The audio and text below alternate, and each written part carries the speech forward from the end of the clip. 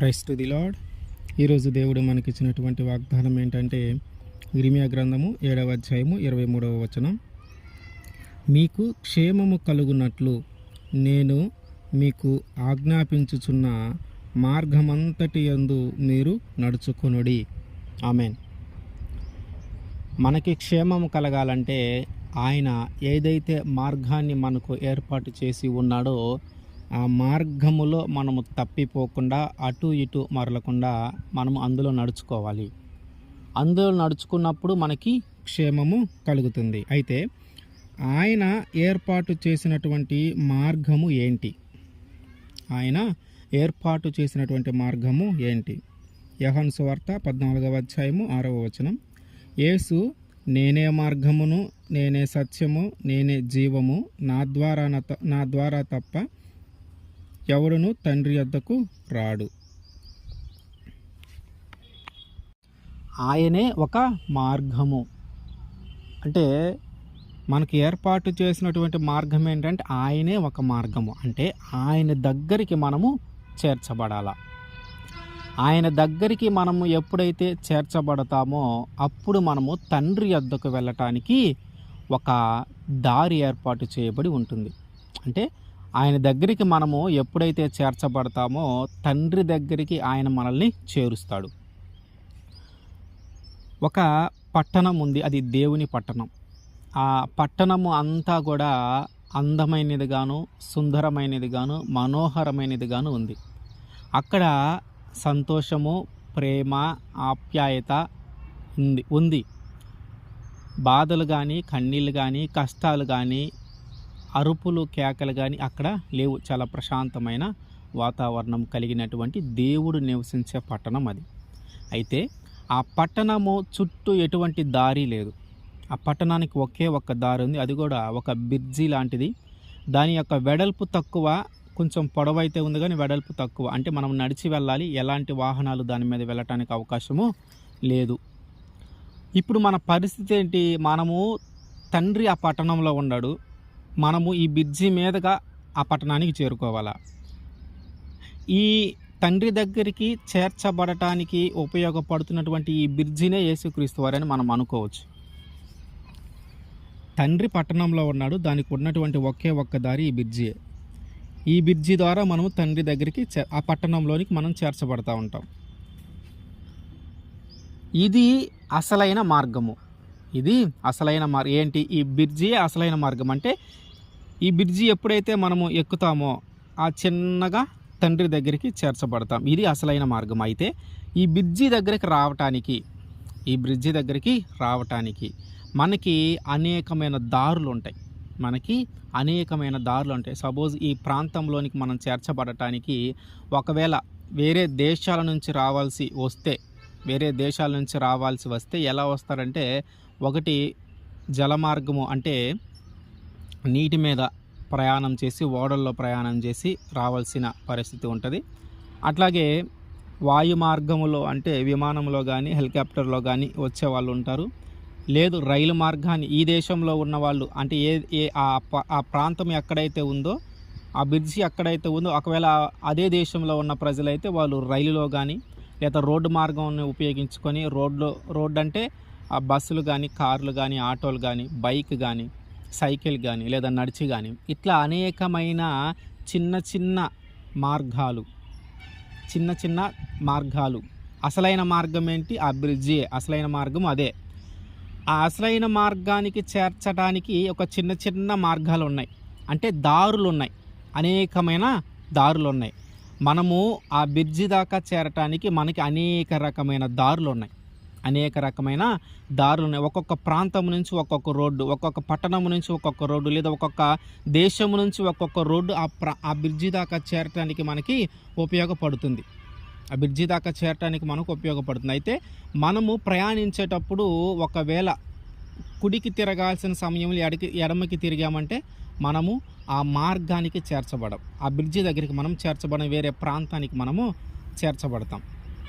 అంటే ఏంటంటే మనము ప్రయాణించాల్సింది ఆ బ్రిడ్జి దాకా ప్రయాణించాలి. ఎందుకంటే అక్కడ యేసుక్రీస్తు వారు ఉన్నారు. ఆ యేసుక్రీస్తు వారే మార్గము. ఆయన దాకా మనం చేర్చబడితే చాలు, అక్కడ నుంచి ఆయనే మనల్ని తండ్రి వద్దకు తీసుకొని వెళ్తాడు. మన ప్రయాస అంతా ఏంటంటే యేసుక్రీస్తు వారి దగ్గరికి చేర్చబడాలి. అంటే ఆయనే మార్గం అంటున్నాడు కాబట్టి ఆ మార్గం దాకా మనం చేర్చబడాలి. ఆ మార్గం దాకా మనం చేర్చబడటానికి మనకు అనేకమైన అవకాశాలు, అనేకమైన దారులు, అనేకమైన చిన్న చిన్న మార్గాలు ఉన్నాయి. ఈ మార్గాలన్నిటిని మనం ఉపయోగించుకొని మనము ఈ బ్రిడ్జి దాకా చేర్చబడాలి. అంటే యేసుక్రీస్తు వారి దాకా చేర్చబడితే చాలు, ఇక అక్కడి నుంచి అంతా కూడా యేసుక్రీస్తు వారి చూసుకొని తండ్రి దగ్గరికి మనల్ని తీసుకొని వెళ్తాడు. అయితే ఒక్కొక్కరిని ఒక్కొక్క అనుభవము ద్వారా ఆయన దగ్గరికి మనల్ని తీసుకొని వెళ్తూ ఉన్నాడు. ఆయన దగ్గరికి మనల్ని నడిపించుకుంటూ వెళ్తున్నాడు. ఒక్కొక్కరికి ఒక్కొక్క అనుభవం దగ్గర ఎలాగైతే అనేకమైన మార్గాలు ఈ బ్రిడ్జిని చేరటానికి ఉంటున్నాయో, ఎలాగైతే అనేకమైన దారులు ఈ బ్రిడ్జి దగ్గరికి చేరటానికి ఉపయోగపడతా ఉన్నాయో, అట్లాగే మన జీవితంలో కూడా మనం యేసుక్రీస్తు వారి దగ్గరికి చేర్చబడటానికి మనకి కూడా అనేకమైన అనుభవాలు దేవుడు కల్పిస్తూ ఉన్నాడు. అనేకమైన చిన్న చిన్న మార్గాలు దేవుడు మనకి ఏర్పాటు చేసి ఉన్నాడు ఈ అసలైన మార్గంలోనికి ప్రవేశించటానికి. కొంతమందికి కుటుంబంలో సమాధానము లేక ఆ కుటుంబం యొక్క సమాధానము పొందుకోవాలని ఇదిగో యేసుక్రీస్తు వారి దగ్గరికి వచ్చేవారు ఉంటారు. కొంతమంది శరీరంలో రోగము, వ్యాధి కలిగి ప్రాణభయంతో యేసుక్రీస్తు వారి దగ్గరికి వచ్చేవారు ఉంటారు. అన్య దేవతలకు ఎన్నోసార్లు పూజలు చేసి బలులు అర్పించిన ఒక కార్యము జరగక ఇదిగో ఈ ఒక్కసారి ఈ దేవుని చూద్దాము అని వచ్చేవాళ్ళు ఉంటారు. అంటే రకరకాల పరిస్థితుల నుంచి, ఉద్యోగం గురించి, వ్యాపారం గురించి, చదువుల గురించి ఇవన్నీ నెరవేరుతాయేమోనని, మనకి క్షేమము కలుగుతుందేమోనని యేసుక్రీస్తు వారి దగ్గరికి వచ్చేవారు ఉంటారు. అయితే ఇక్కడ మనకు అర్థం కావాల్సిన విషయం ఏంటంటే, ఇవన్నీ కూడా దేవుడు ఏర్పాటు చేసినటువంటి చిన్న చిన్న మార్గాలే. ఈ చిన్న చిన్న మార్గాలే అసలైన మార్గము వైపు మనల్ని నడిపిస్తాయి. ఈ చిన్న చిన్న మార్గాలే అసలైన మార్గము వైపు మనల్ని నడిపిస్తాయి. ఇప్పుడు ఇంటిలో సమాధానం లేదు, సంతోషం లేదు, అంతా బాధలే, తగాదాలే ఉంటుంది. వీటన్నిటి నుంచి మనల్ని దేవుడు నడిపిస్తూ ఉన్నాడని అర్థం. వీటన్నిటి నుంచి దేవుడు మనల్ని ఆయన వైపు మార్చటానికి, ఆ బ్రిడ్జి దాకా మనం రావటానికి, ఆయన సన్నిధికి మనం చేరటానికి మనకు ఏర్పాటు చేసినటువంటి ఒక చిన్న మార్గం ఇది. ఇప్పుడు బాధలు వస్తున్నాయి, సమాధానం లేదు, తిట్టుకుంటూ ఉన్నాం, కొట్టుకుంటూ ఉన్నాం, కుటుంబంలో బాగా తగాదాలు అవుతూ ఉన్నాయి అంటే అవన్నిటి నుంచి మనం విడిపించబడతామని ఆశతో యేసుక్రీస్తు వారి దగ్గరికి మనం వస్తాము. అది మనకు ఏర్పాటు చేసినటువంటి ఒక చిన్న మార్గము ఆయన దగ్గరికి రావటానికి. దేవుడేమంటున్నాడంటే, ఇదిగో నేను ఏర్పాటు చేసినటువంటి ఈ మార్గంలో మీరు నడవాలి. అది కష్టమైనా, నష్టమైనా, వ్యాధైనా, బాధైనా, సంతోషమైనా, దుఃఖమైనా సరే మీరు ఆ మార్గంలోనే నడవాలి. ఇది నాకు చాలా ఇబ్బందిగా ఉంది, నా కుటుంబంలో బాగా తగాదలు అవుతున్నాయి, ఈ దేవుడు ఎప్పుడు తీరుస్తాలే, ఒకవేళ ఈ బాధలన్నీ, ఈ సమాధానం లేని పరిస్థితులన్నీ యేసుక్రీస్తు వారి దగ్గరికి చేర్చబడటానికే నాకు వచ్చినాయి అనే విషయము నువ్వు గ్రహించకుండా, ఆయనే నా కోసం ఏర్పాటు చేసినటువంటి ఒక చిన్న మార్గములే, ఆయన దగ్గరికి వెళ్ళటానికి నాకు దేవుడు ఏర్పాటు చేసినటువంటి ఒక చిన్న పరిస్థితుల్లో నువ్వు ఆలోచించకుండా, నీకు వేరే తలంపు వస్తే, అంటే ఈ దేవుడికి మనల్ని కాపాడడం, ఈయన నమ్ముకుంటే అన్ని శ్రమలు, బాధలే వస్తాయి, కుటుంబంలో సమాధానం ఉండట్లేదు, నేను ప్రార్థనకి వెళ్ళి వచ్చిన కాడి నుంచి ఈ కుటుంబంలో సమాధానమే ఉండట్లేదు, ఇంకా ఎందుకు ఇటువైపు వెళ్ళటం అని మనము ఆ వచ్చే దారిలో మనము కుడికి తిరగాల్సింది ఎడమకి తిరిగామనుకో, అది మళ్ళీ మనల్ని వేరే ప్రాంతానికి తీసుకువెళ్ళిద్ది. అసలైన మార్గము వైపు, అసలైన ప్రాంతము వైపు మనల్ని తీసుకొని వెళ్లకుండా, దేవుని పట్టణము వైపు మనల్ని తీసుకొని వెళ్లకుండా వేరే ప్రాంతము వైపు, వేరే పట్టణము వైపు మనల్ని తీసుకొని వెళ్తుంది. అక్కడ మనకి క్షేమము దొరకదు. మనకి క్షేమము దొరికేది ఇక్కడే, ఈ దేవుడు నివసించేటటువంటి పట్టణంలోనే మనకి క్షేమము దొరుకుతుంది. మనము ఆ బ్రిడ్జి ఎక్కిన దగ్గర నుంచే మనకి క్షేమము, ఆయన మార్గములోనికి మనము వచ్చిన దగ్గర నుంచే మనకి క్షేమము. కాబట్టి దేవుడు మనకి ఏర్పాటు చేసినటువంటి ఈ చిన్న చిన్న మార్గాలు ఉంటాయి, ఈ చిన్న చిన్న అనుభవాలు ఉంటాయి, ఈ చిన్న చిన్న పరిస్థితులు ఉంటాయి. ఈ పరిస్థితుల నుంచి, ఈ మార్గాల నుంచి, అనుభవాల నుంచి మనము చిన్నగా చేర్చబడేది ఎక్కడికంటే యేసుక్రీస్తు వారి దగ్గరికే. ఎందుకంటే ఆయనే మార్గము, ఆయనే మార్గము, ఆ అసలైన మార్గములోనికి చేర్చబడటానికి ఈ అనుభవాల ద్వారా, ఈ పరిస్థితుల ద్వారా, ఈ చిన్న చిన్న మార్గాల ద్వారా ఆయన మనల్ని అక్కడికి తీసుకొని వెళ్తా ఉన్నాడు. ఆయన మనల్ని అక్కడికి తీసుకొని వెళ్తా ఉన్నాడు. అందుకని ఒక్కొక్కరికి ఒక్కొక్క అనుభవం, ఒక్కొక్కరికి ఒక్కొక్క పరిస్థితి, ఒక్కొక్కరికి ఒక్కొక్క చిన్న చిన్న మార్గము. చదువు కోసం ఒకళ్ళు, ఉద్యోగం కోసం ఒకళ్ళు, వ్యాపారం కోసం ఒకళ్ళు, వ్యాధి కోసం ఒకళ్ళు, రోగం కోసం ఒకళ్ళు, మరణ భయము, ప్రాణ భయంతో ఒకరు. ఇదిగో ఇది చేస్తే, దేవుణ్ణి పూజిస్తే ఈ పరిస్థితి నుంచి బయటపడతావేమో, ఈ నిజమైన దేవుడు అంటున్నారుగా, చూద్దాము ఒకసారి, ఒక అవకాశం ఇద్దాము ఈ దేవుడికి కూడా అన్నట్టు పరీక్షించేవాళ్ళు. ఇట్లా రకరకాల అనుభవాలు, రకరకాల పరిస్థితులు, రకరకాల చిన్న చిన్న మార్గాల నుంచి ఆయన అసలైన మార్గము వైపు మనల్ని నడిపిస్తూ ఉన్నాడు. ఇప్పుడు ఆయన ఏం చెప్తున్నాడంటే, నేను నీకు ఒక మార్గాన్ని ఏర్పాటు చేసి ఉంటే అవి చాలా చిన్నవి, అసలైన మార్గం ఒకటి ఉంది. ఆ మార్గం దాకా నువ్వు నడిపించబడాలంటే, ఆ మార్గంలోకి నువ్వు నడిపించబడాలంటే, ఇదిగో ఈ చిన్న చిన్న పరిస్థితుల నుంచి, ఈ చిన్న చిన్న అనుభవాల నుంచి, ఈ చిన్న చిన్న మార్గాల నుంచి నువ్వు నడవాల్సిందే. వాటి నుంచి నువ్వు తప్పిపోయావా, నువ్వు ఈ మార్గం వైపు కాదు కానీ వేరొక మార్గంలోకి చేర్చబడతావు, వేరొక పట్టణంలోనికి చేర్చబడతావు. అక్కడ సంతోషం ఉండదు, అక్కడ ఆనందం ఉండదు, అక్కడంతా ఏడుపు, అరుపులు, బాధలు, కేకలు, సంతోషం లేకపోవటమే ఉంటాయి. కాబట్టి నీకు కష్టాలు వచ్చినా, కన్నీళ్ళు వచ్చినా, వ్యాధి అయినా, బాధ అయినా ఆయన నుంచి తప్పిపోవాలని ఆలోచన చేయొద్దు. దేవుడు ఏంటి నన్ను ఇలాంటి పరిస్థితుల నుంచి నడిపిస్తూ ఉన్నాడు, దేవుడు ఏంటి నన్ను ఎట్ట ఘోరమైన పరిస్థితుల నుంచి నడిపిస్తున్నాడని ఆలోచన నీకు కలిగినప్పుడు, ఆయన దాకా నేను చేర్చబడితే చాలు, ఇది దేవుడు నా కోసం ఏర్పాటు చేసినటువంటి ఒక చిన్న మార్గము, ఇది దేవుడు నా కోసం ఏర్పాటు చేసినటువంటి ఒక అనుభవము, ఇది దేవుడు నాకు ఇచ్చినటువంటి ఒక పరిస్థితి. వీటన్నిటి అర్థం ఏంటంటే, ఇదిగో నేను దేవుని వైపు నడిపించబడాలా, ఆయన దగ్గరికి నేను చేర్చబడాలా, అసలైన ఆ మార్గములోనికి, యేసుక్రీస్తు వారే మార్గం అంటున్నాడు కాబట్టి ఆ మార్గంలోనికి నేను చేర్చబడటం కోసమే ఇవన్నీ ఏర్పాటు చేయబడి ఉన్నాయి. కాబట్టి నేను వీటన్నిటిని బట్టి తప్పిపోకుండా, వేరే ఒక కుడికి తిరగాల్సిన చోట ఎడమకి తిరగకుండా, మనము ఆ మార్గము సిద్ధం చేయబడి ఉంది మనకి. ఎక్కడికి మనం ఆ మార్గంలో ప్రయాణించడం మొదలు పెట్టామంటే అసలైన మార్గం కాడికే వెళ్తాం, మధ్యలో ఎక్కడ ఆగం. దేవుడు ఏర్పాటు చేసినటువంటి ఆ చిన్న చిన్న మార్గాలు, ఆ చిన్న చిన్న రోడ్లు, ఆ చిన్న చిన్న దారులు ఎక్కడికి తీసుకెళ్తాయి అంటే, నేను ఖచ్చితంగా బ్రిడ్జి దగ్గరికే తీసుకెళ్తాయి, నిన్ను ఖచ్చితంగా ఆ పట్టణం దగ్గరికే తీసుకొని వెళ్తాయి. కానీ నువ్వు ఆయన ఏర్పాటు చేసిన మార్గంలో కాకుండా, నీకేదో బాధ కలిగిందని, నీకేదో వ్యాధి వచ్చిందని, రేపో ఎల్లుండో చనిపోతూ ఉన్నావని నీవు ఈ మార్గాన్ని వదిలేసి వేరే మార్గం వైపు కానీ నువ్వు వెళ్ళావంటే, ఈ మార్గంలో నువ్వు ప్రయాణిస్తూ ఇటు ఉపయోగం లేదు, ఇటు కాపాడట్లేదు, ఇటు దేవుడు నన్ను కాపాడేటట్లేదు, ఇక నేను రేపు వెళ్ళి చనిపోయేటట్టున్నాను కాబట్టి ఇటు కాపాడడేమో అని నీకు డౌట్ వచ్చి, ఆ పరిస్థితుల్లో నువ్వు కుడికి తిరగాల్సిన చోట ఎడమకి తిరిగి వేరే వైపు నువ్వు ప్రయాణం చేసావంటే, ఇక నీకు అది కాపాడేవారు ఎవరు లేరు. నేను అక్కడ కాపాడేది ఇటువైపు ఉన్నారు, రక్షించేవారు ఇటువైపు ఉన్నారు, నీ పాపాల నుంచి విడిపించేవారు ఇటువైపు ఉన్నారు, నిన్ను మరణము నుంచి విడిపించేవారు ఇటువైపు ఉన్నారు. నువ్వు ఇటువైపు తిరగకుండా, నువ్వు కుడివికి తిరగకుండా నువ్వు ఎడమకి తిరిగావంటే అక్కడ నిన్ను కాపాడేవారు ఎవరు లేరు. అయితే ఇప్పుడు మనకు అర్థం కావాల్సిన విషయం ఏంటంటే, దేవుని పట్టణంలో దేవుడు తండ్రి నివసిస్తూ ఉన్నాడు. ఆ పట్టణానికి ఒకే ఒక్క దారి ఉంది, ఆ దారిలోనే మనం వెళ్ళాలా. ఆ దారి యేసుక్రీస్తు వారు. నువ్వు హెలికాప్టర్లో వచ్చినా, విమానంలో వచ్చినా, నువ్వు సైకిల్ మీద వచ్చినా, ఇదిగో ఆ బ్రిడ్జి ఎక్కినాక మాత్రం అందరం ఒకటే. నీ ఆర్థిక పరిస్థితులను బట్టి, నువ్వు జీవించిన జీవన విధానాన్ని బట్టి ఎవరు లెక్కేయరు. ఆ బ్రిడ్జి ఎక్కిన కాడి నుంచి అందరూ సమానమే, అక్కడి నుంచి అందరూ నడుచుకుంటూ పట్టణానికి వెళ్ళాల్సిందే. నేను లగ్జరీ లైఫ్ జీవించాను, నాకంటూ ఒక ప్రత్యేకమైన ఒక హెలికాప్టర్ ఉంది అని అంటే ఉపయోగం ఏం లేదు. ఆ సైకిల్ మీద వచ్చినవాడు, నువ్వు హెలికాప్టర్లో వచ్చినవాడు, ఇద్దరు ఒకటే. ఆ మార్గము ఎప్పుడు ఆ బ్రిడ్జి ఎక్కిన కాడి నుంచి, ఆయన మార్గంలోకి నువ్వు ప్రవేశించిన దగ్గర నుంచి. మనకు అర్థం కావాల్సిన విషయము, తండ్రి ఆ పట్టణంలో ఉన్నాడు, ఆ తండ్రి దగ్గరికి మనకు చేర్చబడడానికి మనకి ఒకే ఒక దారి ఉంది, అదే యేసుక్రీస్తు వారు. కాబట్టి ఆ మార్గంలోకి మనం చేర్చబడాలంటే, అంటే యేసుక్రీస్తు వారి దగ్గరికి మనం చేర్చబడాలంటే, ఆయన మనకి ఒక చిన్న చిన్న మార్గాలను ఏర్పాటు చేశాడు, ఒక చిన్న చిన్న అనుభవాలను ఏర్పాటు చేశాడు.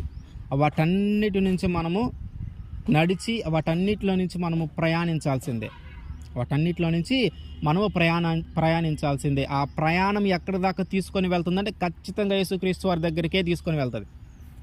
అది నేను వేరే మార్గంలోకే తీసుకొని వెళ్ళదు.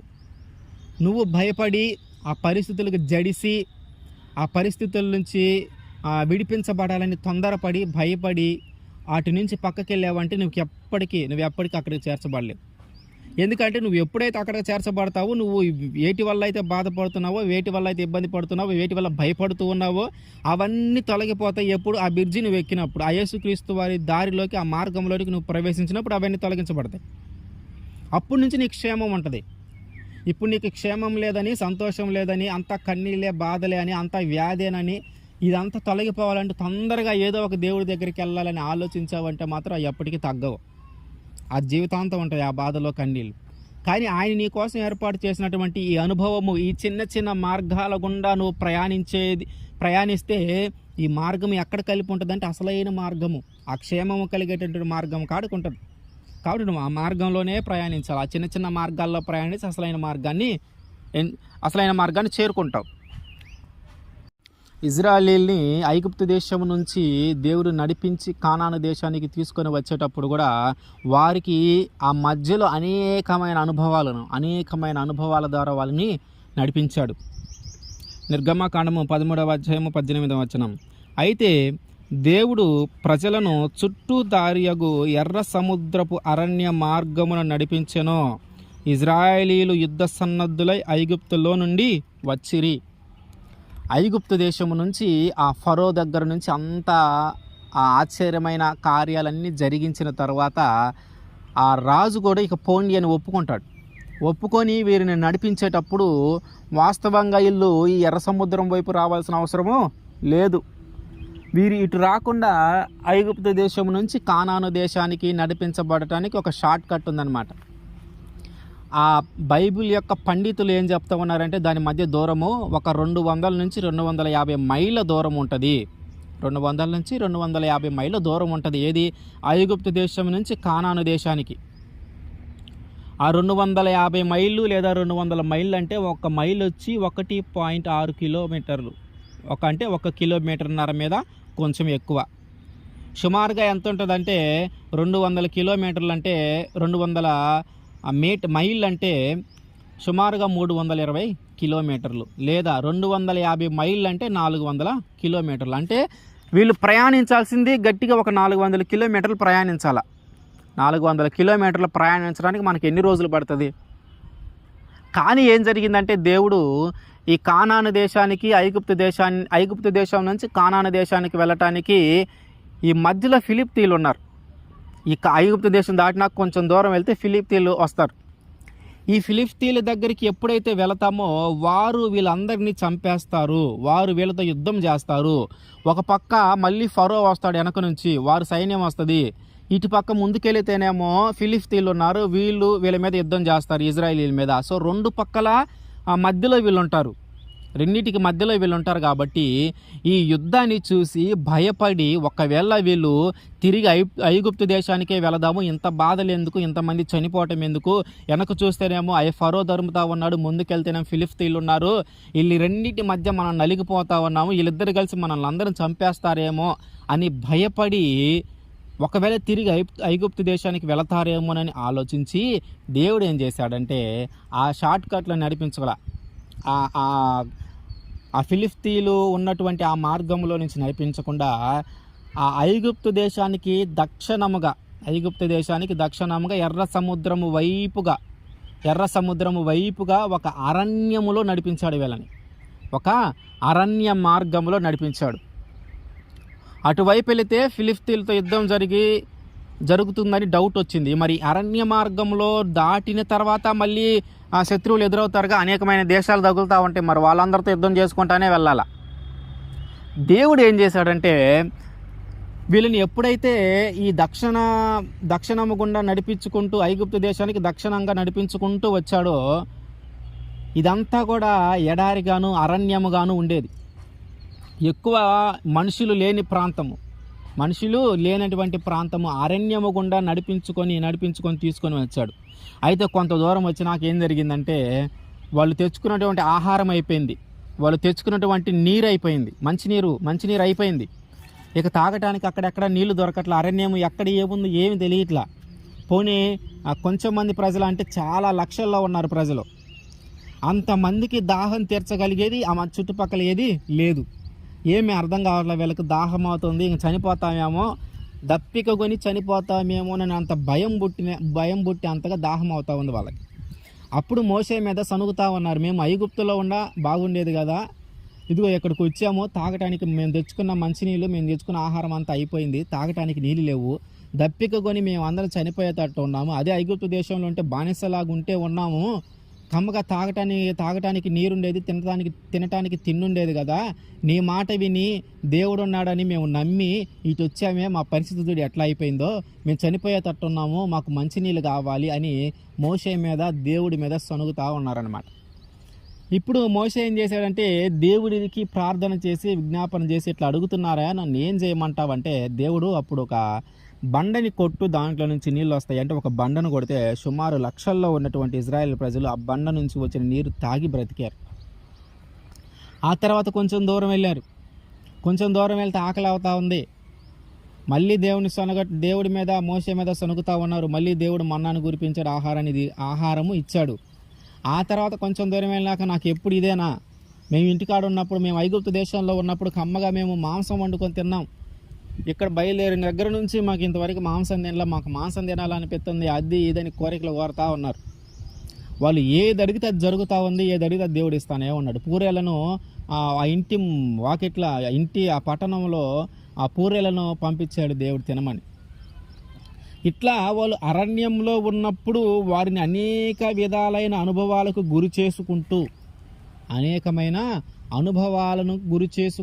వస్తూ ఉన్నాడు. ఎందుకయ్యా అంటే ఆడ ఫిలిష్తీయులతో వెంటనే యుద్ధము, తర్వాత మళ్ళీ వెనక నుంచి ఫరో వస్తాడు, ఈ రెండింటి మధ్య వీళ్ళు నలిగిపోతారు, వీళ్ళకి భయం పుట్టిద్ది, అక్కడి నుంచి మళ్ళీ తిరిగి ఐగుప్తు దేశానికి వెళ్ళడానికి ఇష్టపడతారేమో అనుకొని ఇటు తీసుకొని వచ్చాడు.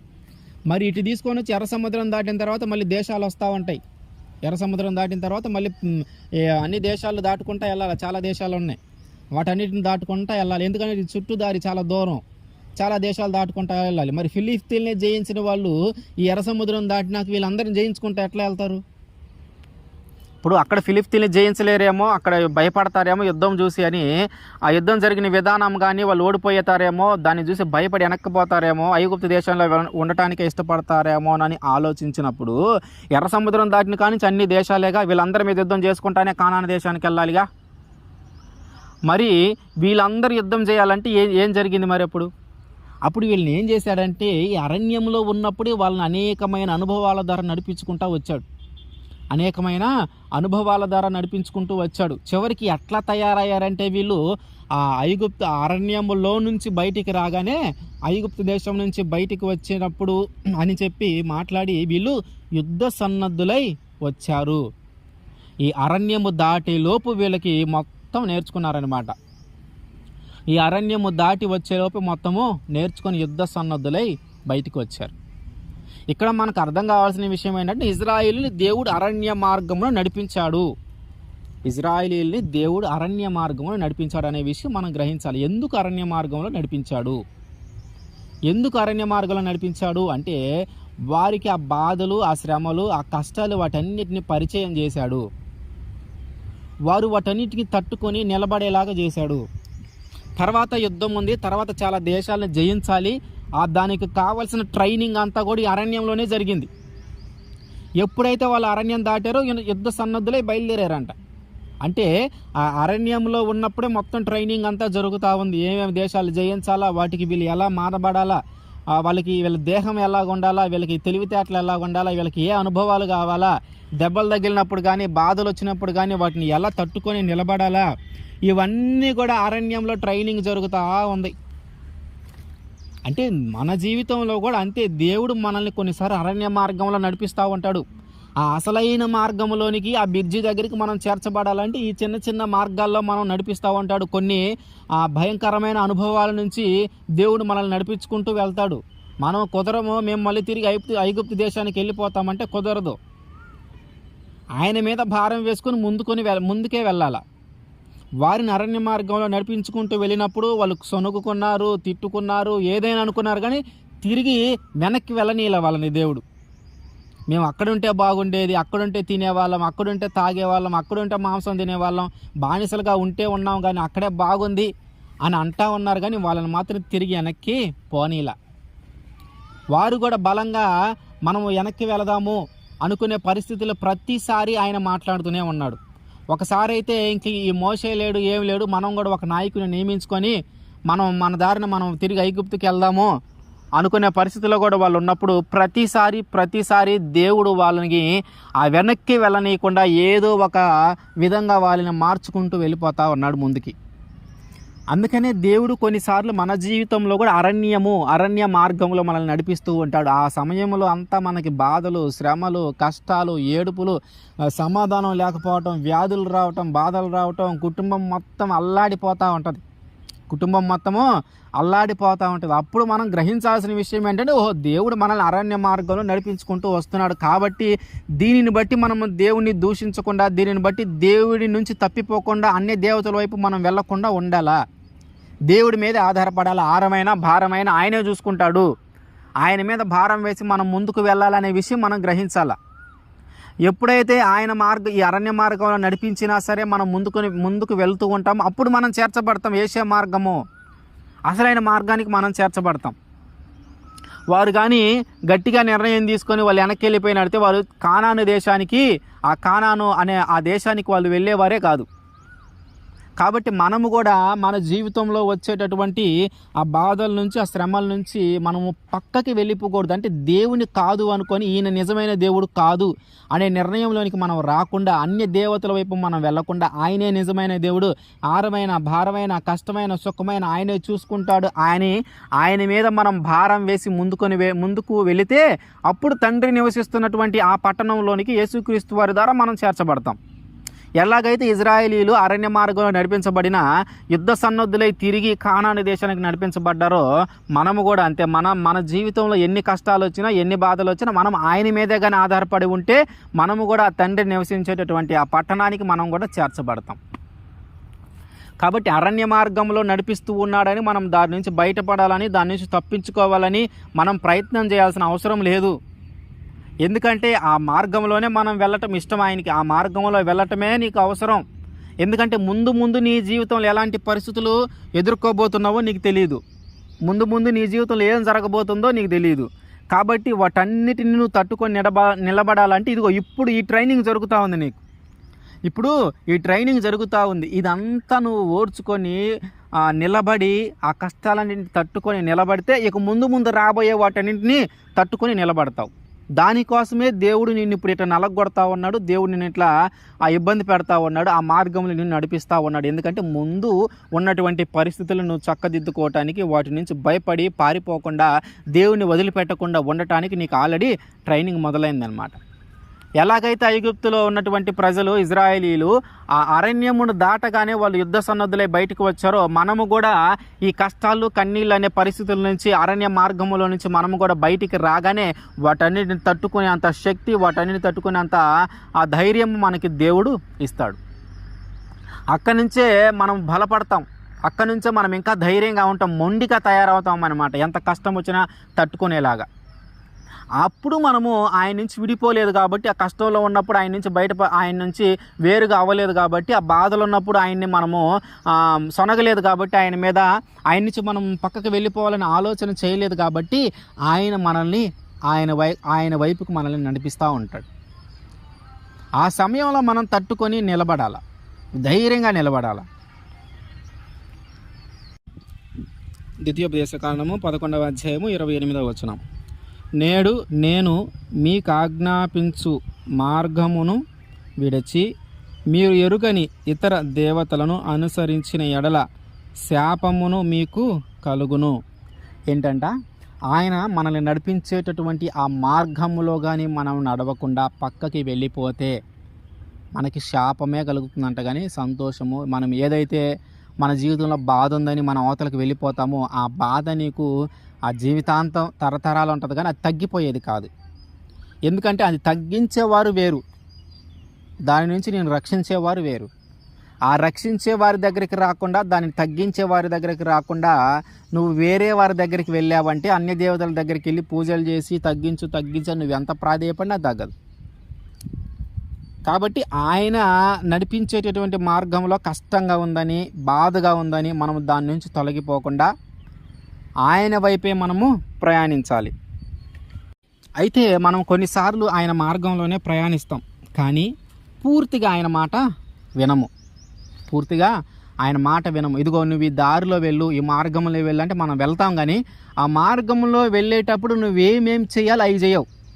దేవుడు ఏదో వెళ్ళమన్నాడు, వెళ్తా ఉన్నాం. ఒక నామకార్థపు క్రైస్తవుడిలాగా వెళ్ళాలి కాబట్టి వెళ్తా ఉన్నాం. మనం ఈ మార్గంలో వెళ్ళకూడదు అన్నాడు కాబట్టి మనం వెళ్ళట్లేదు, కానీ దానికి సంబంధించిన ఆలోచనలన్నీ మనలో ఉంటాయి. ఇదిగో ఈ మందిరానికి లేదా ఈ మార్గంలో నువ్వు వెళ్ళు అని అంటున్నాడు. ఆ మార్గానికి మనం వెళ్తాం, కానీ అక్కడున్న వాటన్నిటిని మనం పట్టించుకోం. అక్కడ ఏమేమి చేయాలో అవన్నీ మనము చెయ్యం.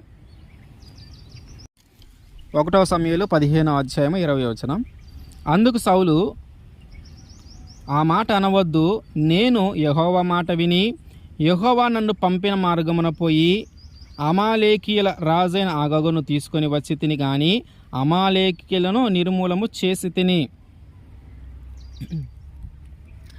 సౌలుకి సమూయేలు ద్వారా దేవుడు ఒక మాట చెప్పిస్తాడు. ఏంటంటే అమాలేకీయులను అందరినీ చంపేసేయి. వాళ్ళెవ్వరు కూడా, పురుషుడైనా స్త్రీ అయినా పిల్లలైనా వృద్ధులైనా ఎవరు ఉండటానికి లేదు, జీవులతో సహా మొత్తాన్ని నిర్మూలం చేసే, మొత్తాన్ని నశింపజేసే అని చెప్తే సౌలు ఓకే, దేవుడు నన్ను ఈ మార్గంలో వెళ్ళమన్నాడు కాబట్టి నేను వెళ్తాను అని చెప్పి వెళ్ళి వాళ్ళందరితో యుద్ధం చేసి అందరిని చంపేస్తాడు. కానీ రాజు అయినటువంటి అగగును మాత్రం చంపడు. రాజు అయిన అగగుని చంపకుండా తీసుకొని వస్తాడు తిరిగి ఈ ప్రాంతానికి. సౌలు నిర్వసించేటటువంటి ఆ ప్రాంతానికి తిరిగి తీసుకొని వస్తాడు. అట్లాగే ఈయనతో పాటు వెళ్ళినటువంటి సైనికులు ఏం చేస్తారంటే ఆ గొర్రెలు, మేకలు, ఎద్దులు ఇట్లాంటి వాటిలో శ్రేష్టమైన వాటిని తీసుకొని వస్తారు. వాస్తవంగా దేవుడు దేవుడు సమూయేలు ద్వారా సౌలుకి ఏం చెప్పించాడంటే, ఏది మిగలొచ్చొద్దు, అన్ని సమూహంగా మొత్తం ఏది మిగలొచ్చొద్దు, మొత్తాన్ని చంపేసే, మొత్తాన్ని సంహరించే అని చెప్తే రాజునను అక్కడ ఉన్నటువంటి శ్రేష్టమైన ఒక పశువుల్ని కొన్నిటి తీసుకొని వస్తారు. ఇప్పుడు సమూయేలు వచ్చి అంటా ఉంటాడు, నేను నీకు చెప్పింది ఏంటి, నువ్వు చేసింది ఏంటి? నేను నీకేం చెప్పాను? మొత్తాన్ని చంపేయమని చెప్పా. నువ్వేం చేసావు? రాజుని తీసుకొని వచ్చావు, బతికి ప్రాణాలతో తీసుకొని వచ్చావు. మళ్ళీ గొర్రెలు తీసుకొని పశువులు వాటిని తీసుకొని వచ్చావు కొన్నిటిని. ఎందుకు? దేవుడు నీకేం చెప్పాడు? నువ్వు మొత్తం చంపేసిరాయ్యా, అదంతా శపించబడిన ప్రాంతము, ఆ శపించిన దాంట్లో నువ్వేమి తీసుకొని రావద్దు అని చెప్తే నువ్వేం చేసావు? గొర్రెలను తెచ్చావు, అగగుని తెచ్చావు, ఎందుకు అని సమూయేలు అడుగుతా ఉన్నాడు సౌలుని. సౌలు అంటా ఉన్నాడు, నువ్వు ఆ మాట అనొద్దు, నన్ను దేవుడు ఏ మార్గంలో వెళ్ళమన్నాడు నేను వెళ్ళా, కానీ ఈ అగగుని ఎందుకు తెచ్చానంటే ఇదిగో ఇక్కడ మనం బలి అర్పిద్దామని తెచ్చాను. అట్లాగే నా ప్రజలు ఏం చేశారంటే ఒక శ్రేష్టమైన వాటిని, ఆ గొర్రెలను కానీ మేకలను కానీ అట్లాంటి వాటిలో మంచిగా ఉన్న వాటిని తీసుకొని వచ్చాము. అది కూడా మా కోసం మేము తినటానికో లేకపోతే మా కోసమే తెచ్చుకోవాలా, అది కూడా దేవుడికి బలి అర్పించడానికే తెచ్చాము. అంటే ఏం చేశాడంటే తెచ్చినవన్నీ కూడా ఆ దేవుడి కోసమే, మా కోసం కాదు, దేవుడి కోసమే తెచ్చాము అని చెప్తా ఉన్నాడు. ఇప్పుడు ఆయన అంటాడు, దేవుడి మాట నువ్వు వినటం కంటే నువ్వు ఆయనకి బలులు అర్పించటమో అది ముఖ్యమైన పనా? దేని ద్వారా దేవుడు సంతోషిస్తాడు? ఆయన మాట నువ్వు వినటం ద్వారా దేవుడు సంతోషిస్తాడా? ఆయనకి బలి అర్పించటం ద్వారా దేవుడు సంతోషిస్తాడా? ఆయన మాట వినటాన్ని బట్టే దేవుడు సంతోషిస్తాడు. కాబట్టి నీకు నేనేం చెప్పానంటే ఒక పని చేయమని చెప్పా. దేవుడు నా ద్వారా నేను ఒక పని చేయమని చెప్పాడు. నువ్వు ఆ పని చేస్తానని నువ్వు వెళ్ళావు, కానీ దాని మీద పూర్తిగా నిలబడలేదు. అందరినీ సంహరించమన్నా నువ్వు సంహరించకుండా రాజుని తీసుకొని వచ్చావు, కొన్ని శ్రేష్టమైన గొర్రెల మేకలను వాటిని తీసుకొని వచ్చావు. కాబట్టి ఇది దేవునికి విరుద్ధమైనది, దేవునికి వ్యతిరేకమైనది. మన జీవితంలో కూడా మనం కొన్నిసార్లు ఆయన చెప్పిన మార్గంలో వెళ్తాం, ఆయన చెప్పినట్టే చేస్తాం, కానీ దాన్ని పూర్తిగా చేయం. ఆ పూర్తిగా చేయనప్పుడే మనకి ఆ బాధలు, ఆ దేవుడు దూరం అయ్యే పరిస్థితి మనకు ఏర్పడతా ఉంటుంది. ఆయన చెప్పినట్టు మనం చేసుకుంటూ వెళ్ళాలి. అంతేగాని ఆయన వెళ్ళమన్న మార్గంలో వెళ్ళి ఆ మార్గంలో చేయవలసినవన్నీ ఆయన చెప్తాడు ముందుగానే, నువ్వు పలానా చోటికి వెళ్ళు, పలానా పని చెయ్యి అని చెప్పినప్పుడు అవన్నీ ఎట్లా చేయమన్నాడు అట్లా చేసుకుంటూ రావాలి. అక్కడికి వెళ్ళినాక మళ్ళీ మనం సొంత ఆలోచనలు, సొంత తెలివితేటలు ఉపయోగించి ఇది నా దేవుడికే ఉపయోగపడింది కదా, ఆయనకే గొప్ప కదా, ఇవన్నీ తీసుకెళ్ళి ఆయనకే బలి అర్పిస్తానంటే అన్ని నేను చేయమనలేదుగా. నువ్వు బలి అర్పించాలంటే శత్రువుల దేశంలోకి వెళ్ళి వాళ్ళన్నీ తీసుకొని వచ్చి నువ్వు బలి అర్పించాలని ఆయన చెప్తే నువ్వు చేసినా బాగుండేది. ఆయన చెప్పలా.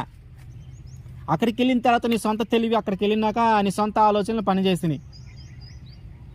కాబట్టి మన జీవితంలో కూడా అంతే. దేవుడు మనల్ని వెళ్ళమన్న మార్గంలో వెళ్ళాలా, మనం చేయమన్న పని చెయ్యాలా.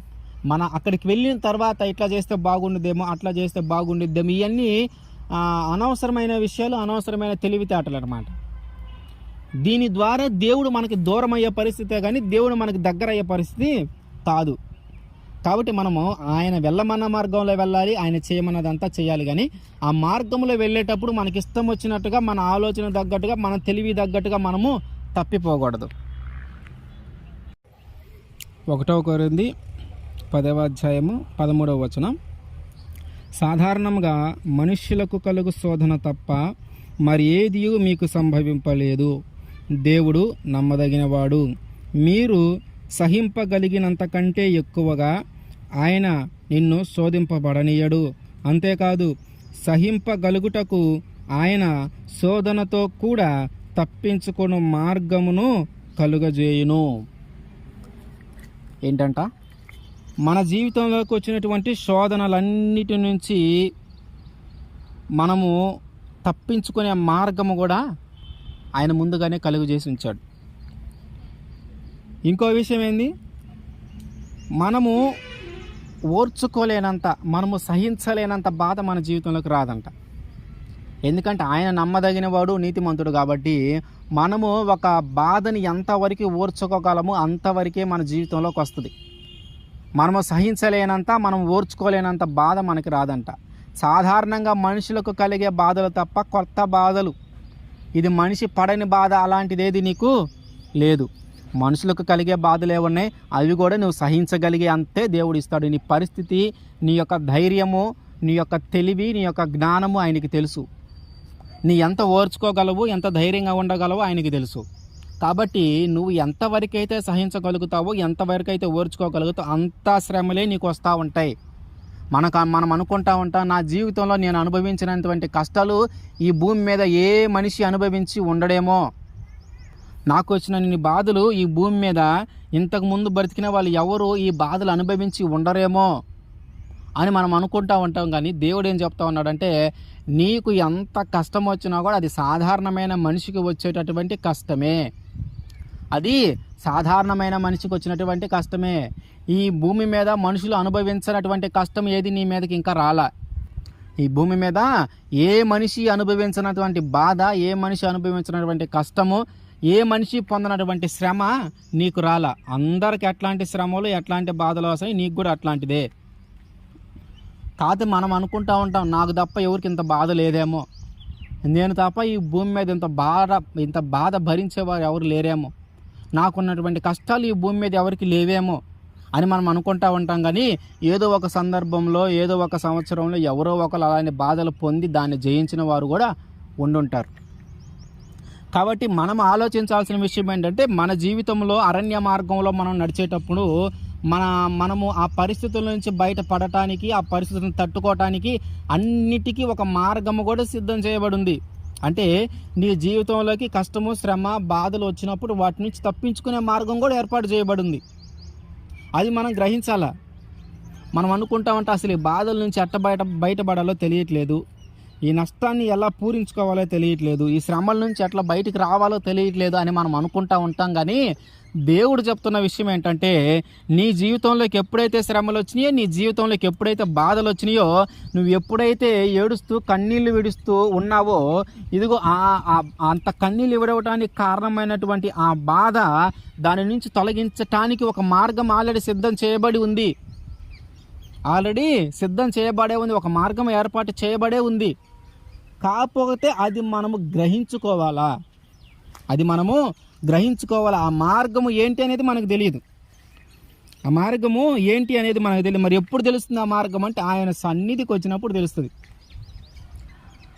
మనము ఎందుకు మాకు జీవితంలోకి శ్రమ వచ్చింది, దీని నుంచి మేము ఎట్లా తప్పించుకోవాలని ఆయన సన్నిధికి వెళ్ళి మనము ఆయన దగ్గర మాట్లాడి, ఆయనతో ప్రార్థన చేసి, ఆయన్ని అడిగి, పశ్చాత్తాపడి ఒకవేళ నా పాపము వలన, లేకపోతే నా తల్లిదండ్రుల పాపం వలన, లేదా నా పిల్లల పాపం వలన, లేదా నా కుటుంబం చేసిన పాపం వలన ఎందుకు ఈ శ్రమ మా కుటుంబంలోకి వచ్చింది, ఎందుకు ఈ వ్యాధి నా శరీరంలోకి వచ్చింది, ఎందుకు నేను ఇంత ప్రాణాపాయ పరిస్థితులకు వెళ్ళిపోయాను, నా జీవితంలోనే ఎందుకు ఇన్ని బాధలు వస్తున్నాయి, నా జీవితంలోనే ఎందుకు ఇన్ని శ్రమలు వస్తున్నాయి అని మనం ఆలోచించేటప్పుడు మనం ఇంకొక ఆలోచన చేయాలి. ఏంటంటే నా జీవితంలోకి ఇన్ని బాధలు వచ్చినాయి కాబట్టి దేవుడు ఏమంటున్నాడంటే ఇవన్నీ కూడా అందరికి వచ్చే బాధలే, ఇవి కూడా నువ్వు సహించగలిగినంతవే, నువ్వు సహించలేనివి కానీ వీటి ద్వారా నీ ప్రాణము తీసుకునే అంత పరిస్థితులకు కానీ నువ్వు వెళ్ళవు.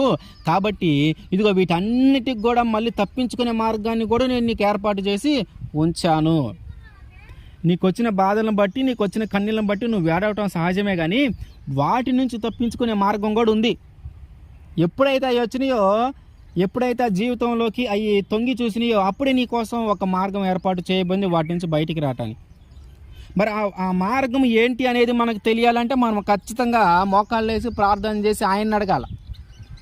మన సొంత తెలివితో, మన సొంత జ్ఞానంతో మనము ఆ అపాయము నుంచి, ఆ ప్రమాదము నుంచి, ఆ దుఃఖము నుంచి, ఆ ఏడుపు నుంచి, ఆ వ్యాధి నుంచి మనం బయటికి రాలేం. కాబట్టి మనము చేయాల్సింది ఏంటంటే ఈ బాధ ఎందుకు వచ్చింది, ఈ రోగం ఎందుకు వచ్చింది, ఈ సమస్యలు ఎందుకు వచ్చినాయి, ఈ సమాధానం లేని పరిస్థితి నా కుటుంబంలోకి ఎందుకు ఏర్పడింది అనే విషయము మనము దేవుని దగ్గరికి వెళ్ళి అడుగుతూ ఉంటే, దేవుని దగ్గరికి వెళ్ళి ప్రార్థన చేస్తూ ఉంటే, ఆ ప్రార్థనలో ఉండి ఆయన్ని ప్రాధేయపడతా ఉంటే, ఇదిగో ఫలానా కారణము, ఇదిగో దీని నుంచి నువ్వు ఎలా తప్పించుకోవాలా, ఇదిగో నీ కోసం ఒక ఏర్పాటు చేయబడి ఉంది, ఇదిగో ఆ మార్గము ఇదే, ఆ మార్గము ఇదే, ఈ మార్గంలో నువ్వు వెళ్ళావంటే ఆ శ్రమలన్నిటి నుంచి నువ్వు విడిపించబడతావు, ఆ శ్రమలన్నిటి నుంచి నువ్వు విడిపించబడతావు. కాబట్టి ఆ అరణ్య మార్గంలో నడిచేటటువంటి వారు మనమందరం కూడా మనం జ్ఞాపకం చేసుకోవాల్సిన విషయము ఏంటంటే, మన జీవితంలోకి వచ్చేటటువంటి శ్రమలు ప్రత్యేకమైనవి కావు. ఏదో ఒక సందర్భంలో ఏదో ఒక మనిషి అది ఫేస్ చేసిందే. మనుషులు సహించగలిగినంత బాధే దేవుడు మనకిస్తాడు, కానీ అంతకు మించి మనకియడు. మన ధైర్యం ఆయనకి తెలుసు, మన ఓర్పు ఆయనకి తెలుసు, దాన్ని ఎలా తట్టుకొని నిలబడతామో కూడా ఆయనకి తెలుసు. కాబట్టి ఆ వచ్చిన శ్రమ, ఆ బాధ అంతా కూడా మనం తట్టుకొని నిలబడేదే. ప్రాణాలు తీసుకునేంత బాధలు ఏమి లేవు మనుషులకి. కాబట్టి దేవుడు ఏమంటున్నాడు, అంత బాధ నీకు వచ్చినా సరే, ఆ ప్రాణాలు తీసుకోవాల్సినంత బాధ నీకు వచ్చినా సరే, నీకోసం ఇంకొక మార్గం సిద్ధపాటు చేయబడింది. వాటన్నిటి నుంచి తప్పించబడటానికి ఒక మార్గం సిద్ధం చేసి ఉంచిన తర్వాతే నీ జీవితంలోకి అవి వచ్చినాయి. వాటి నుంచి ఆ వచ్చినాయి నువ్వు బాధపడతా ఉన్నావు కదా, ఆ వచ్చినాయి నువ్వు ఏడుస్తూ ఉన్నావు కదా, ఆ బాధ, ఈ శ్రమ, ఎంత మోసం నేను భరించలేకపోతా ఉన్నాను, నేను చనిపోయినా బాగుండని ఆలోచనలు నీకు వస్తున్నాయేమో, ఇదిగో వాటన్నిటి నుంచి అవి ఎప్పుడైతే నీ జీవితంలోకి వచ్చినాయో అప్పుడే దాని నుంచి బయటపడటానికి కూడా నేను ఒక మార్గాన్ని ఏర్పాటు చేసి ఉంచాను. నేను ఒక మార్గాన్ని ఏర్పాటు చేసి ఉంచాను. అది తెలుసుకోవాలా నువ్వు. అది ఎక్కడుందో ఆ మార్గం ఏంటనేది మనం గ్రహించాలా. ఆ మార్గం ఏంటనేది మన తెలివితో, మన జ్ఞానంతో మనం తెలుసుకోలేం. కాబట్టి ఆయన సన్నిధికి వెళ్ళి మోకాళ్ళు వేసి ప్రార్థన చేసి ఆయన దగ్గర ప్రాధేయపడితే దాని నుంచి ఎట్లా బయటపడాలో ఆయన తెలియజేస్తాడు. ఆ సమస్య మన జీవితంలోకి వచ్చినప్పుడు దాని నుంచి తప్పించుకునే మార్గం ఎలా ఏర్పాటు చేశాడో అప్పుడు తెలియజేస్తాడు దేవుడు. కాబట్టి ఆ శ్రమలైనా బాధలైనా తప్పించుకునే మార్గము కూడా ఆయన మనకి ఏర్పాటు చేసి ఉంచాడు. 1 సమూయేలు 9వ అధ్యాయము 6వ వచనం. ఇదిగో ఈ పట్టణములో దైవజనుడు ఒకడున్నాడు, అతడు బహుగనుడు, అతడు ఏ మాట చెప్పునో ఆ మాట నెరవేరును, మనము వెళ్ళవలసిన మార్గము అతడు మనకు తెలియజేయనేమో, అతని యొద్దకు వెళ్ళుదము రండని చెప్పాను.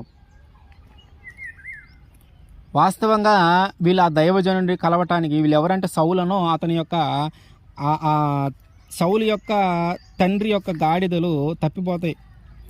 ఆ గాడిదలు వెతకమని సౌలను పంపిస్తాడు. ఆయనతో పాటు కొంతమందిని అక్కడ పని వాళ్ళని పంపిస్తాడు. వీళ్ళందరూ కలిసి అక్కడ ఆ గాడిదలను వెతకటానికి వెళ్తారు. వీరు ఆ గాడిదలు వెతకటానికి వెళ్ళినప్పుడు వారికి ఎంత వెతికినా అవి కనిపించవు. అవి కనిపించినప్పుడు ఏం చేస్తారంటే ఆ పక్కనే ఆ గ్రామంలో ఒక సమూయేలు ఉంటాడు. ఆయన దైవజనుడు, ఆయన ఏ మాట చేత ఆ మాట జరుగుతుంది. కాబట్టి మన గాడిదలు ఎక్కడున్నాయో ఆ గాడిదలను వెతకటానికి మనం ఏ మార్గంలో వెళితే అవి దొరుకుతాయో మనకు తెలియజేస్తాడు. కాబట్టి ఆయన దగ్గరికి వెళ్దాం పదా, ఆయన దగ్గరికి వెళదాం పద అని అక్కడ ఉన్నటువంటి ఆయనతో పాటు వచ్చినటువంటి సౌలుతో పాటు వచ్చినటువంటి వారు ఆయనకి చెప్తే సరే అని సౌలు కూడా ఇష్టపడి వెళ్ళటానికి సిద్ధమవుతారు. ఇదే మనం అర్థం చేసుకోవాల్సిన విషయం ఏంటంటే, శ్రమ వచ్చినప్పుడు, బాధ వచ్చినప్పుడు ఏ మార్గంలో వెళితే మనకు తెలియదో అప్పుడు మనం ఏం చేయాలంటే ఆయన మీద ఆధారపడాలి. ఆయన మీద ఆధారపడితే ఆయన ఒక మార్గాన్ని చూపిస్తాడు. ఆల్రెడీ నీకు ఒక మార్గం, ఇప్పుడు వాళ్ళు అనేకమైన మార్గాలలో, అనేకమైన దారులలో వాళ్ళు వెతుక్కుంటూ వచ్చారు. సౌలు ఆయనతో పాటు ఉన్నవాళ్ళు వెతుక్కుంటూ వచ్చినప్పుడు వారికి అవి కనిపించలా, వారికి బాధగానే ఉంది. మరి దాని నుంచి విడిపించే మార్గం ఏంది? ఇదిగో పక్కన ఉన్నటువంటి ఆ సమయాల దగ్గరికి వెళ్ళాలి. ఎందుకు అంటే అసలు ఏ మార్గంలో వెళితే వాళ్ళకి సంతోషం కలుగుతుంది. సంతోషం అంటే ఏంటి? వాటిని వెతకటానికి వెళ్ళినప్పుడు అవి దొరికితే సంతోషం. దేనికోసమైతే అడుగుతున్నామో అది దొరికితే సంతోషం. దేనికోసమైతే బాధపడతా ఉన్నామో అది తొలగిపోతే సంతోషం. ఏ వ్యాధి వల్ల, ఏ రోగం వల్ల మనం ఇబ్బంది పడుతూ ఉన్నామో, ఏ సమాధానం లేని పరిస్థితుల్లో మనం ఉంటున్నామో దాని నుంచి తప్పించుకునే మార్గం మనకు తెలియనప్పుడు ఆయన మీద ఆధారపడితే అప్పుడు ఆయన మనకు సంతోషాన్ని ఇస్తాడు. ఏ మార్గంలో వెళితే అది దొరుకుతుందో, ఏ మార్గంలో వెళితే ఆ వ్యాధి నీ నుంచి వెళ్ళిపోతుంది, ఏ మార్గంలో వెళితే ఆ సమాధానం నీ కుటుంబంలోకి వస్తుందో తెలియజేస్తాడు. అప్పుడు సంతోషం కలుగుతుంది. సౌలు చేసింది కూడా అదే. తెలియలా, అనేకమైన దారుల్లో తిరిగాడు, అనేకమైన మార్గాల్లో వెతికాడు, దొరకలా. చివరికి ఏం చేశాడు? సమూయేలు ఉన్నాడు, ఆయన దైవజనుడు, ఆయన దేవుని ప్రవక్త, ఆయన ఏ మాట చెబితే ఆ మాట జరుగుతుంది కాబట్టి ఆయన దగ్గరికి వెళ్దాం. ఆయన దగ్గరికి వెళ్తే ఏ మార్గంలో వెళ్తే అవి దొరుకుతాయో చెప్తాడు. అసలు ఇక్కడ జరిగిన సందర్భం చూడండి.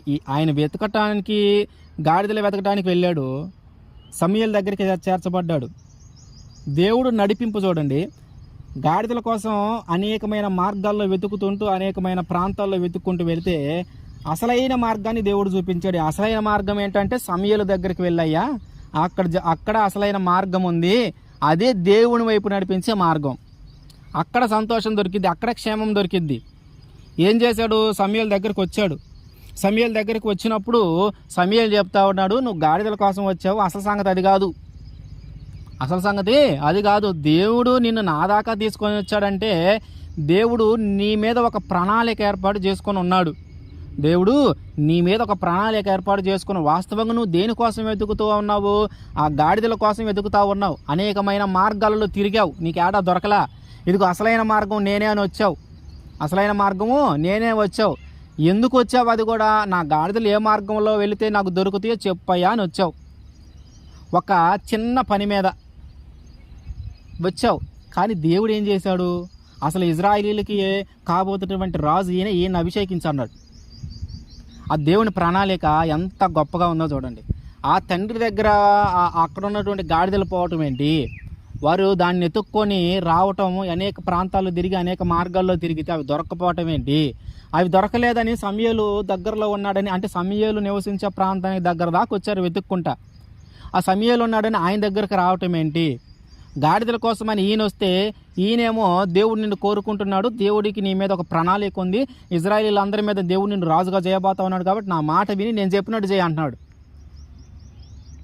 మనము కూడా అంతే, మన జీవితంలో కూడా అంతే. మనకి బాధ కలిగిందని, మనకి శ్రమ కలిగిందని, దాని నుంచి బయటపడే మార్గం లేదని మనం ఎంతగా బాధపడుతున్నా, ఎంతగా ఏడుస్తా ఉన్నా, ఇదిగో ఒక మార్గాన్ని ఏర్పాటు చేసి ఉంచాడు. సౌలుకి ఎట్లాగైతే ఆ సమూయేలుని ఏర్పాటు చేసి ఉంచాడో మనకి కూడా ఒక మార్గాన్ని ఏర్పాటు చేసి ఉంచాడు. అదే అసలైన మార్గము, అదే అసలైన మార్గం. ఆ మార్గంలోనికి మనం వెళ్ళాల.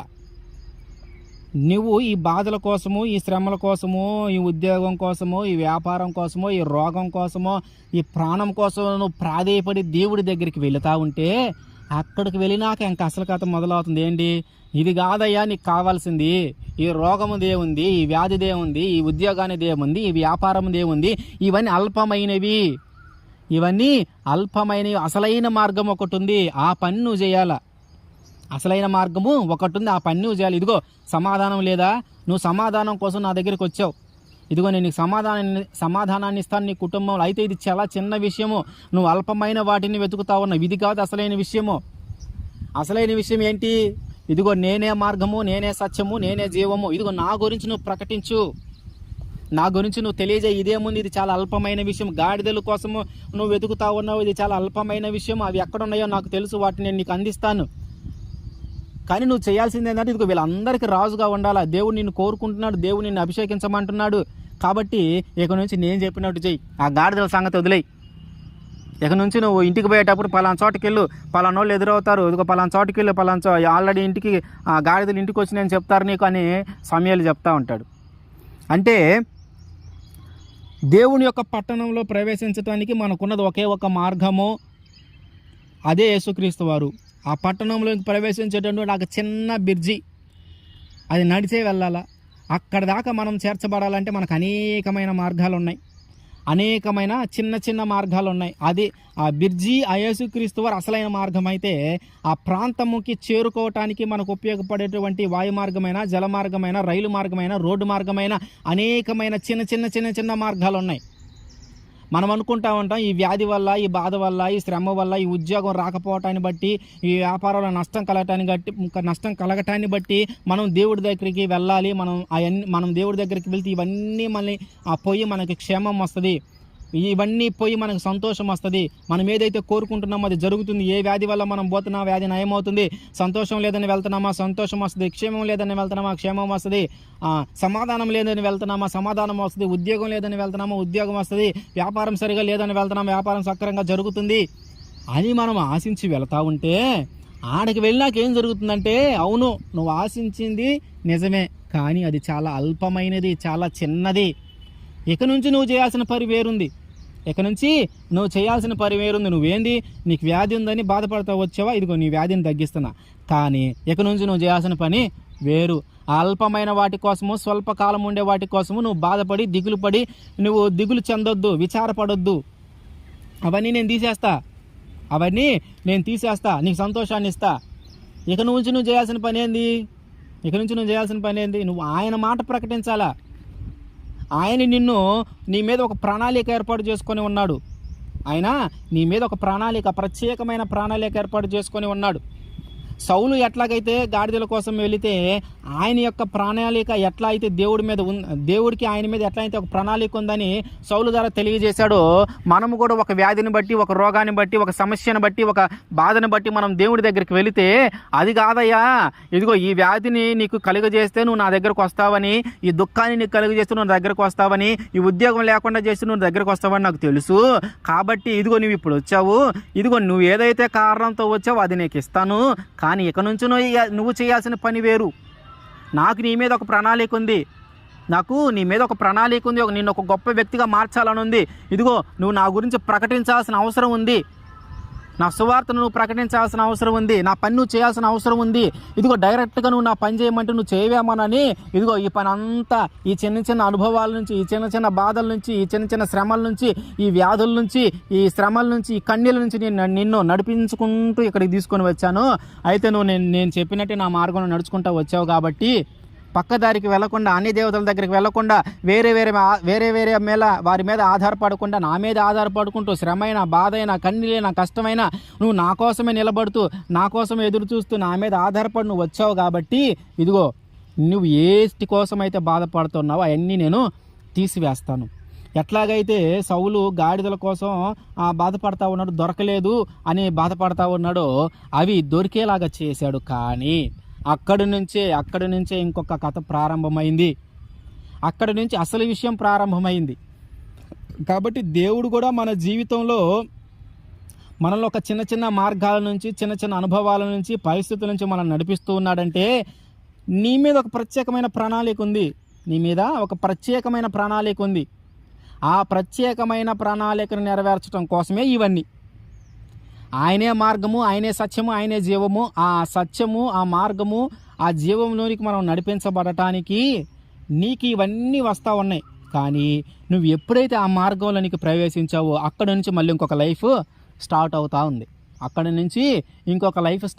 ఉంది.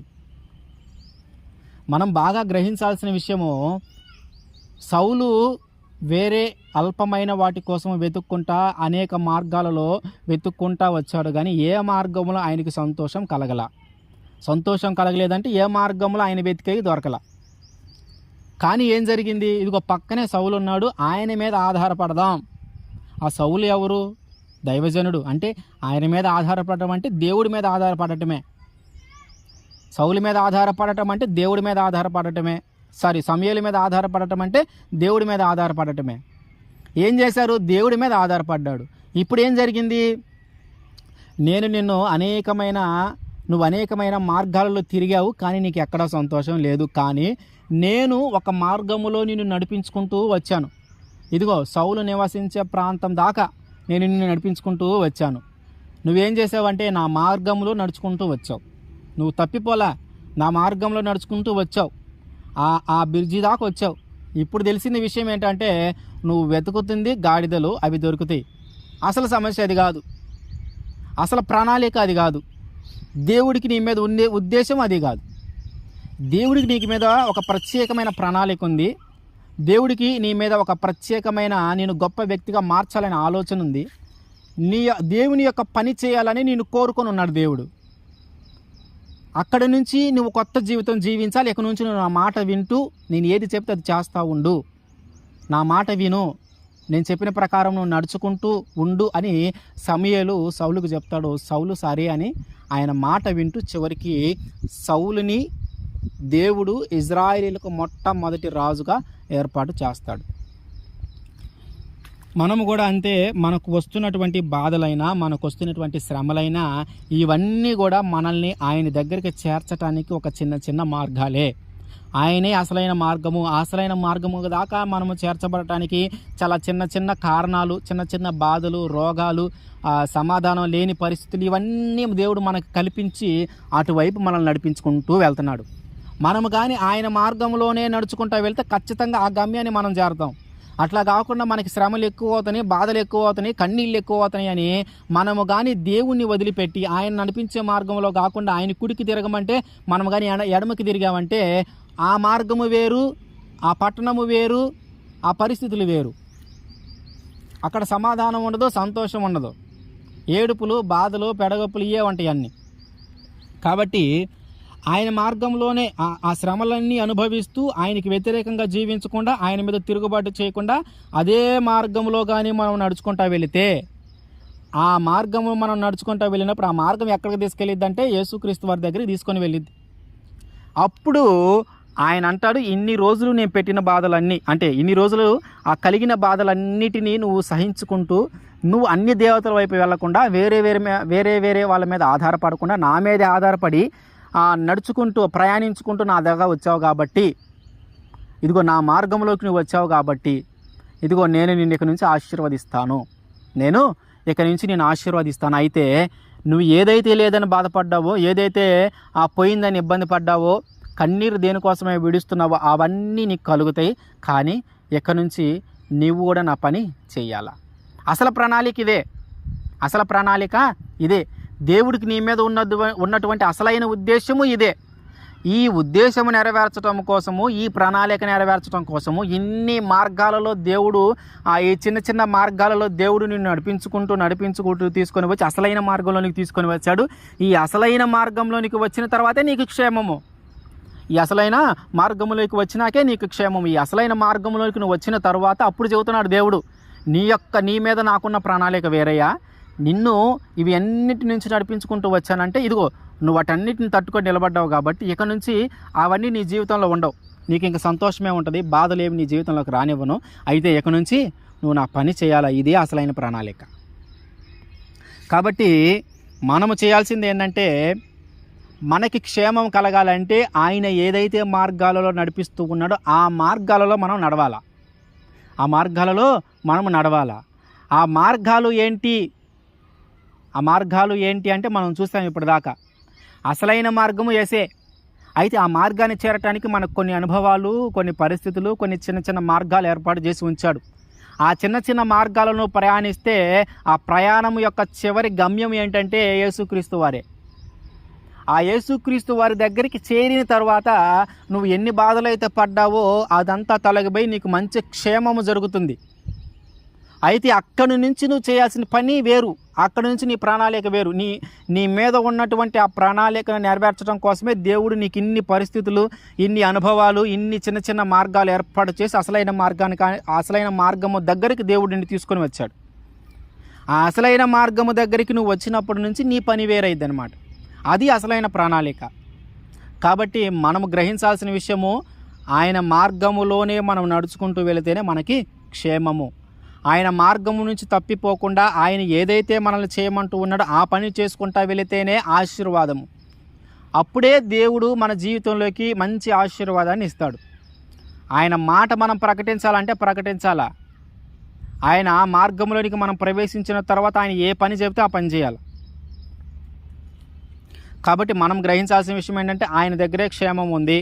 ఆ తండ్రి నివసించేటటువంటి పట్టణంలోనికి మనం చేర్చబడాలంటే దానికి ఉన్నటువంటి ఒకే ఒక్క మార్గము యేసుక్రీస్తు వారే. ఆయన ద్వారానే మనం తండ్రిని చేరగలం. కాబట్టి ఆ మార్గము యేసుక్రీస్తు వారే. కాబట్టి ఆ మార్గంలోనికి మనం చేరడానికి మనకు అనేకమైన చిన్న చిన్న మార్గాలు ఉన్నాయి. వాటన్నిటిని బట్టి మనము నమ్మకంగా, విశ్వాసంగా, తప్పిపోకుండా నడుచుకుంటూ ఆ మార్గాన్ని చేరుకోవాలి. ఆ మార్గము చేరుకోవటమే, అక్కడి నుంచి చేరుకున్న కాడ నుంచి నీ మీద ఆ చేరుకున్నాక నీకు తెలుస్తుంది. ఏమని తెలుస్తుంది అంటే అసలు నీ మీద దేవుని ప్రణాళిక ఏంటి అని. దానిని నెరవేర్చాలి. ఆమేన్.